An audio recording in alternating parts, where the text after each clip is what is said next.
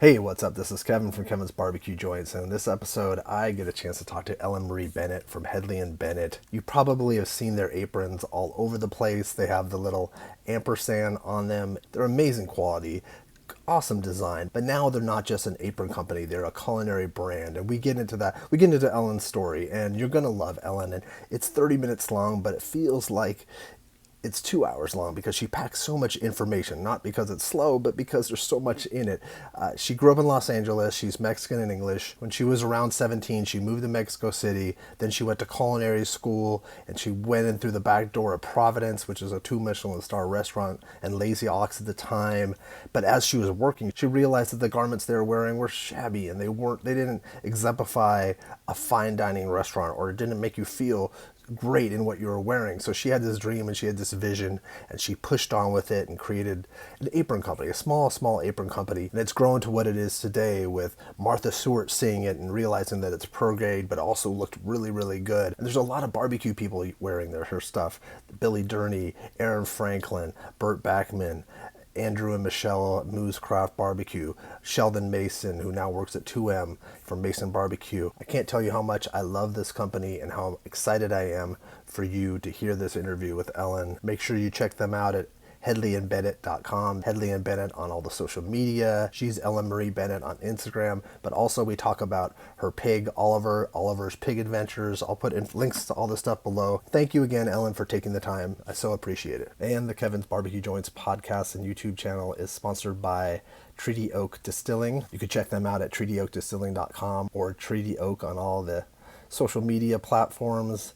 Also, AJ's Custom Cookers. He's at ajscustomcookers.com and AJ's Custom Cookers on all social media platforms as well. And if you're digging these, please subscribe. That way you don't miss out. You can find me at Kevin's BBQ Joints. I have a website, kevinsbbqjoints.com.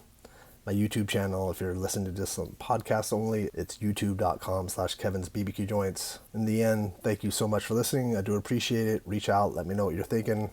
But enjoy this. Good afternoon. How are you doing now, and how busy are you? We're so busy, but I'm happy we got to squeeze in 30 minutes to chat with you. And we are freezing in our factory, which is why I'm wearing basically a parka. And why are you freezing? Is it because of, do you guys have to keep it cold for any specific reason, or just concrete, No, or? we just, our factory is in Vernon, so that's in LA. It's a 16,000 square foot factory, and it's all cement, so it's very cold. But it's very fun. So if you're ever around the neighborhood, you got to come and visit. We have a zip line and slides and a swing. It's awesome. It's very fun. And we have a big giant rainbow wall outside, but the inside of the building can be very cold because it's basically like an airplane hangar. What was it before? It used to be a screen printing warehouse. Okay. So did you grow up in Los Angeles? I grew up in LA. I'm an Angelino. I was born in Glendale, and I'm half Mexican, half English. So my background is like proper and dignified, but then also totally running around the streets of Mexico barefoot playing soccer. So, good combo. Is that why you went to Mexico to get married? Yeah, I used to live in Mexico City. Okay. And I spent a lot of time in Mexico when I was younger. And I love the culture, and I love how alive everybody is. And I just think it's such a beautiful place. I'm very proud to be half Mexican. So I tend to go a lot. Okay. And I hate to say, because I've seen your Instagram story, so it's like I'm not a stalker. I just happened to see like your entire like wedding. Yes. And it was really colorful too. A lot of people saw that wedding. It was so much fun. It was the best day ever. Did you go on a path towards working in kitchens, or how did you get into that world? So I've always loved food. I've always loved cooking. And I knew that I wanted to be a chef. So when I was little, I decided that, and I would always cook for my mom growing up. And then when I was about 17, 18, I decided to move to Mexico City. I went to culinary school there, but I made a deal with my dad, and I said, I will go to cooking school. You can pay for a less expensive program, and I'll study the restaurant management in a culinary school, and then I'll learn how to cook in real kitchens. And he was like, deal. So, I was hustling even before I was hustling. That's yeah, it's in your blood, in your blood. Yeah, so I got my restaurant management degree, and then I went back to LA, and I walked in through the back door of Providence and at the time Lazy Ox with Joseph Centeno, and I asked for a job, and I kind of demanded a job. Let's be real. I wasn't exactly asking. I was more like, hi, I'm Ellen and I'm here for a job and I can do this great job. And they were like, what the hell? So then I got hired at those 2 spots and worked there for a while. And then while working there, I realized like, oh my God, our uniforms are the worst. They feel like shit and they look like shit and they're really just like, they were just washable, right? It was just like nobody had ever thought about making a better garment for the kitchen. Like nobody had thought about workwear for the culinary world in a way that was thoughtful. And I'm a runner and I'm an athlete, and when I first decided that I was going to be an athlete, I went and got a great outfit.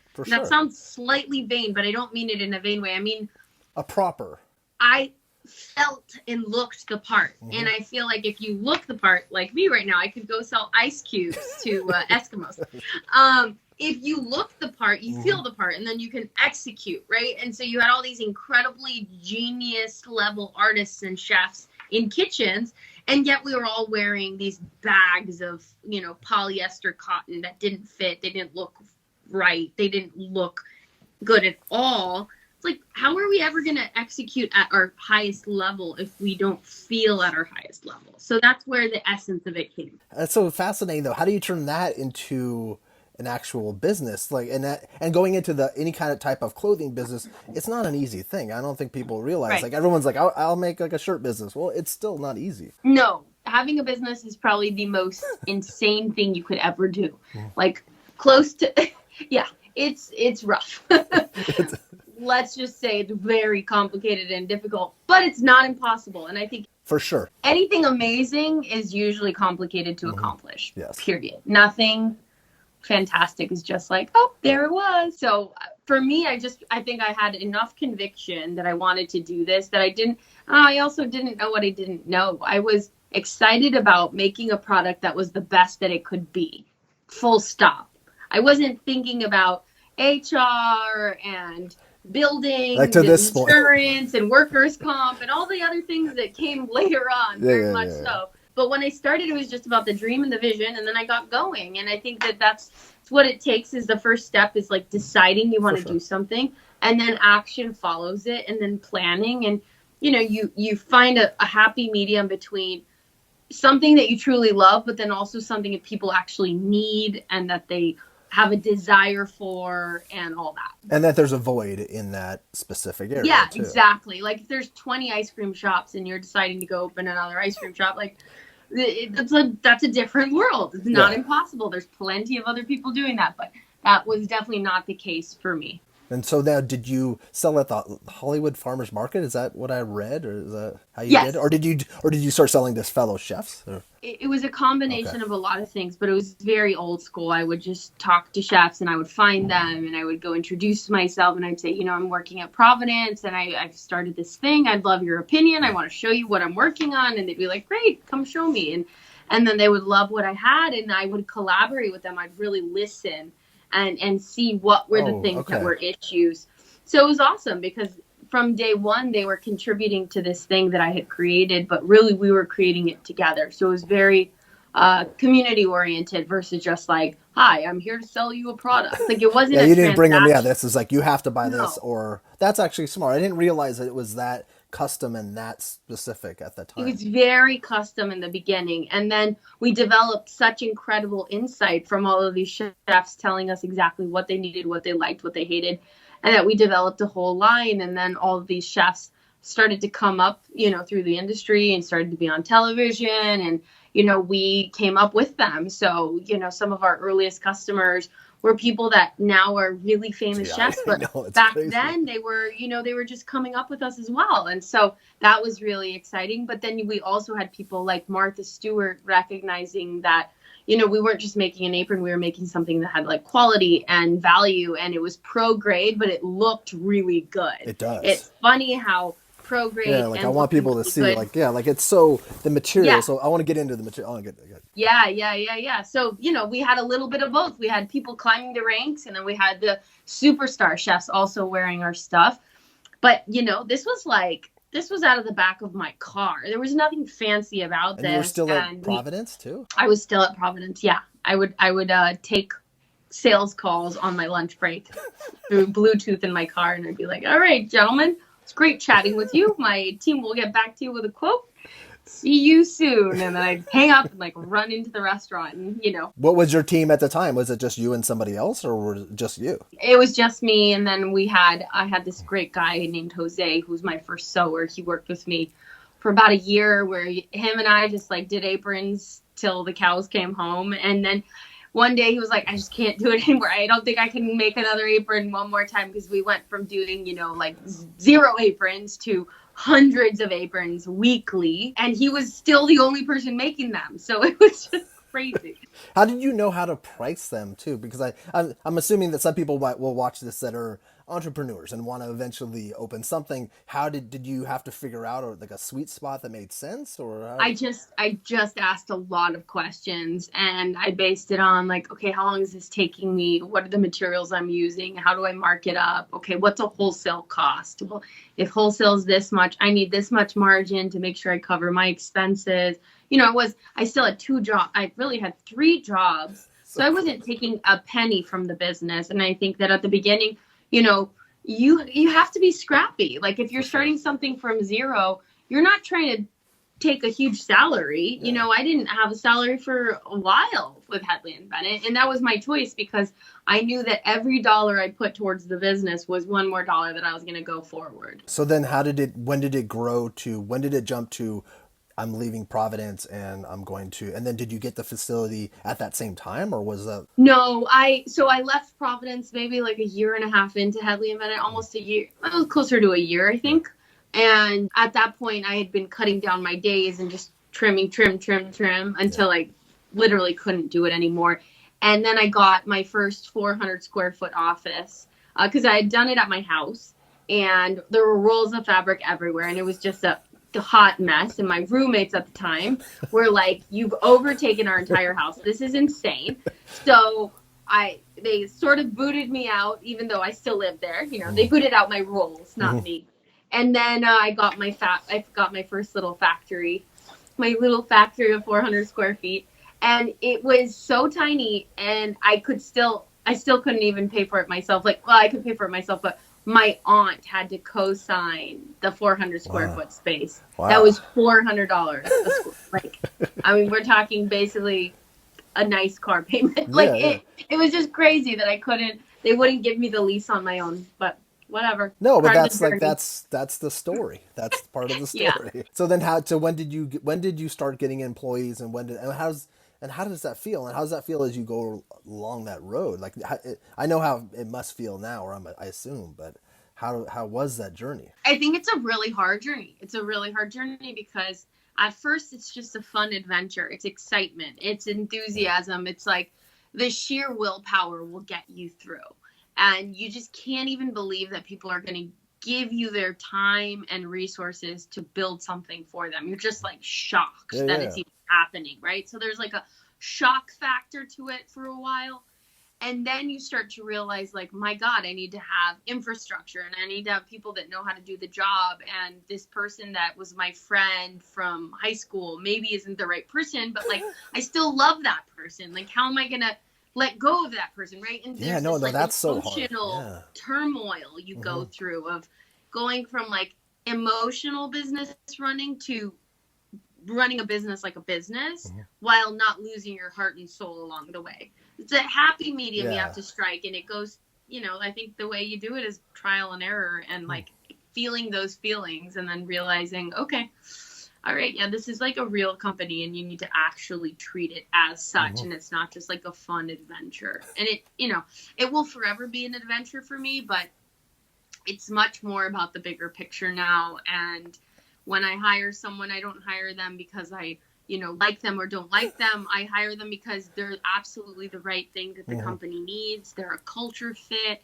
They have the skill set. They have the knowledge. They're going to bring experience to the team. Like, there's so much more that comes to it as compared to when I first started. It was just like, you're awesome. You're a warm body. You're friendly. You're showing up. We need you.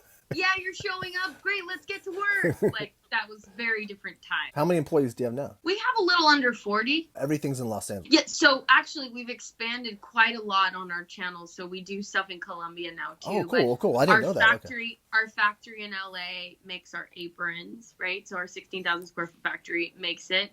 And then we have 4 other facilities in Los Angeles that make our chef coats, our work shirts, our, other products, our knife bags. But no, direct employees are a little under 40. And then, I would say another close to 30 people are directly working on our product in every other spot. So about 70 all in. Yeah, but it's like a small but mighty team, and they're producing so many units compared to what we used to. And, now we don't even think of ourselves as an apron company. We're a culinary brand. And so the idea is that everything we make is pro grade, design driven, culinary essentials. So it's like everything you need and nothing you don't.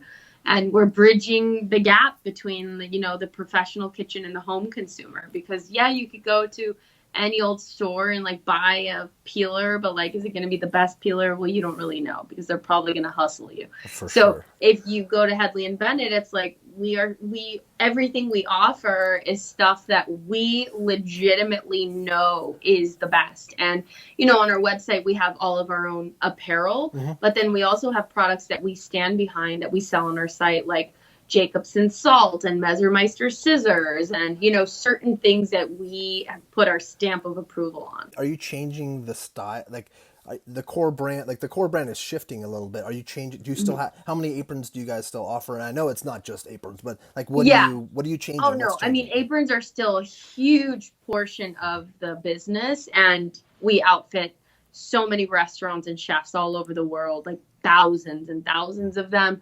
But now we also outfit so many home cooks. So we are selling direct to consumers online at a really rapid clip. And so they can buy our chef coats, our work shirts, our jackets, our aprons. We have a lot of things called like smocks that are a little bit more lightweight, a little more like, they look more Japanese, Scandinavian. They cross in the back. They're made out of linen versus our like hardcore aprons designed for chefs, but that's heavier, people all over the place use. Yeah. And then are you guys working on anything? Because I think I talked to Aviv about sustainability, and is that something that's... Yeah. So one of our big, huge pushes this year is creating some automation within the company so that we can just be more sustainable across the board.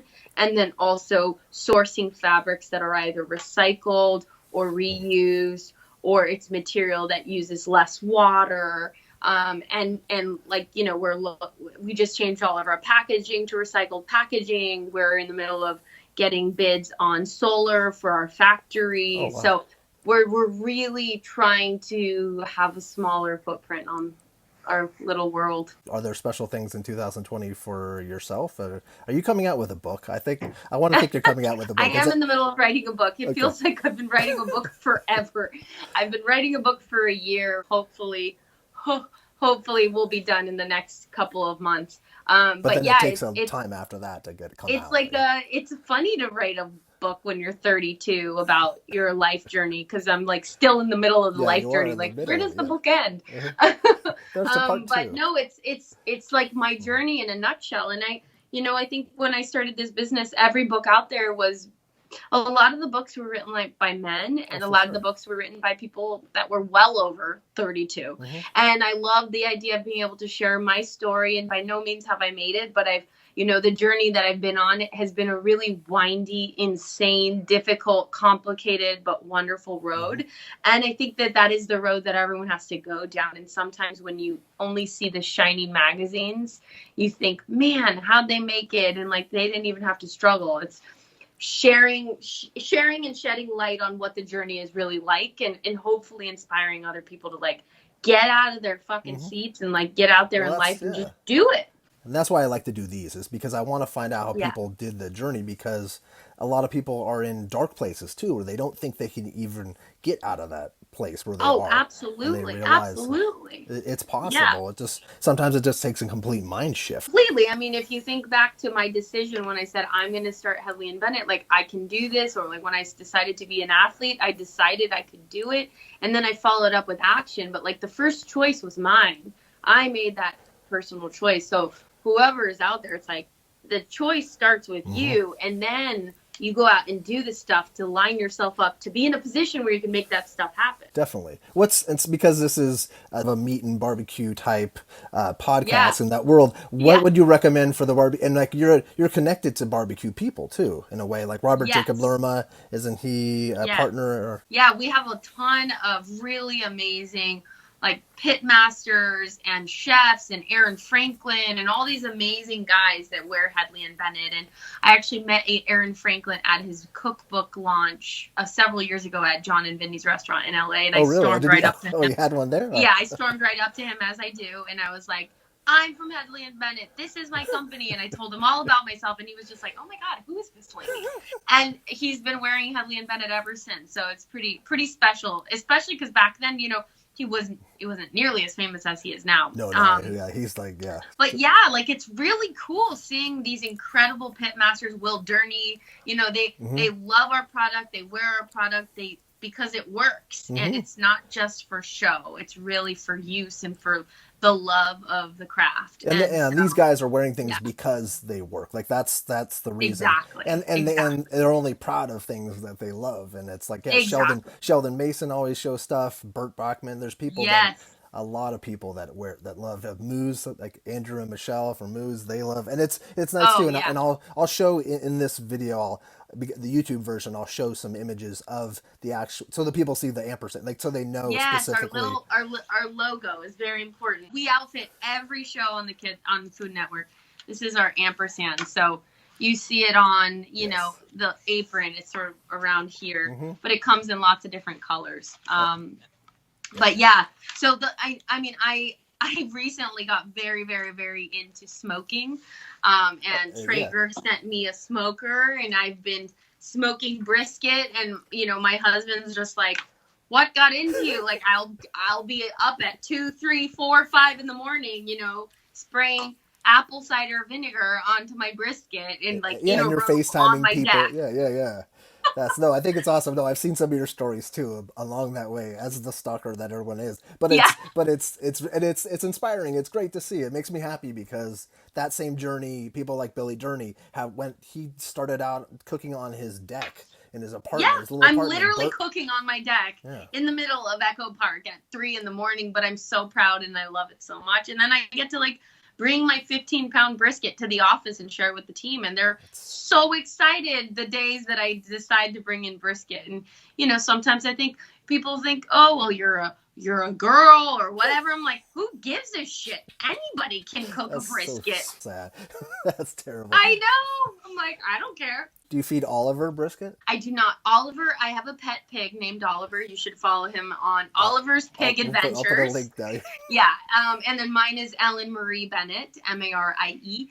And my 200-pound pig lives at my house with me and my husband.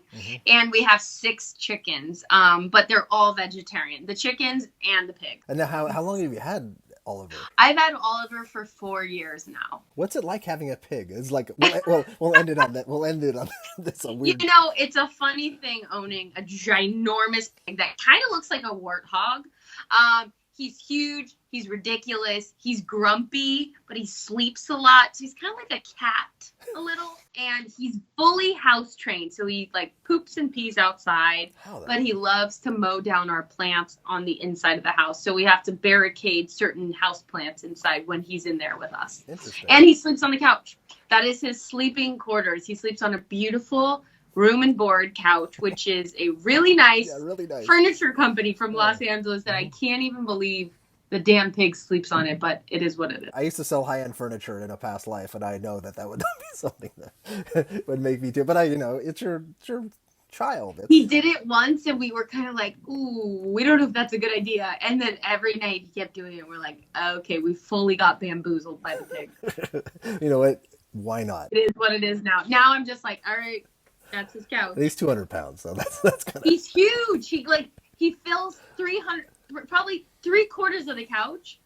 He's filled. Yeah. When he's laying on it. So people need to follow him because it's spectacular. If I haven't sold the dream of Hedley and Bennett, at least go follow Yeah, Oliver exactly. Pig Yeah, yeah. Adventures, If you don't care and about Ellen me or Marie Ellen, Bennett. follow We're Oliver. our own show. Definitely. Well, that's. Is there anything we've missed for like upcoming things that are coming up? That I just want to make sure I've covered everything because Yeah, I mean, I would just say if you haven't heard of Hedley and Bennett, now you have. If you've seen the ampersand out in the world, the little and yeah, I sign wondered with the why. red Yeah, patch. I mean, we're out there. We're out there, and you got to wear us. And if you love cooking and you want to be a chef, or if you are a chef, like you should wear our product. Why? Because like we care about the people wearing our product, not just making great product. exactly. And what are the hours of the that they can visit? They can shoot an email to orders at Hedley B, and we can schedule a tour for them to. And we usually do tours, during the week, all week, 9 to 5, Monday through Friday. Just email or call us, and you can also check out our website, hedleyandbennett.com, and that's HedleyandBennett. Well, thank you. It's so long. It's like a legal name, very lawyerly name. Well, thank you again, and Yes. stay warm, and I can't wait to visit again. I will. I'll stay warm in the igloo that is our factory. Come visit us soon. I will. Yeah, it's funny. I'm gonna send a photo of this to some people, and they'll be like, "Who are you talking to?" And I'm like, "It's Ellen."